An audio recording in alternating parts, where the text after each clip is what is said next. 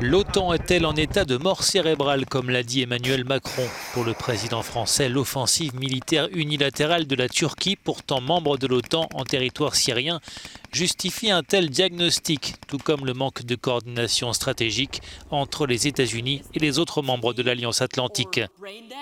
En déplacement à Berlin, le secrétaire d'État américain Mike Pompeo a réagi aux propos du président français. L'OTAN court toujours le risque de devenir obsolète. Si les pays croient qu'ils peuvent obtenir le bénéfice sécuritaire sans fournir à l'OTAN les ressources dont elle a besoin, si les pays ne respectent pas leurs engagements, il y a en effet un risque que l'OTAN devienne inefficace ou obsolète. De son côté, Angela Merkel a dit ne pas partager la vision du président Macron sur l'OTAN, la jugeant, je cite, intempestive et radicale. La chancelière allemande préfère positiver. Aujourd'hui, nous avons d'autres défis devant nous et nous devons les affronter comme partenaires et amis.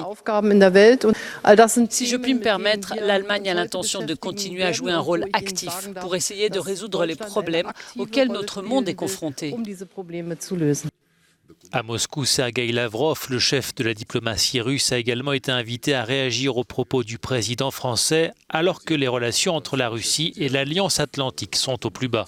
J'aimerais ne pas avoir à commenter des diagnostics, mais si le président Macron a estimé que ce diagnostic était correct, il a le droit de l'exprimer.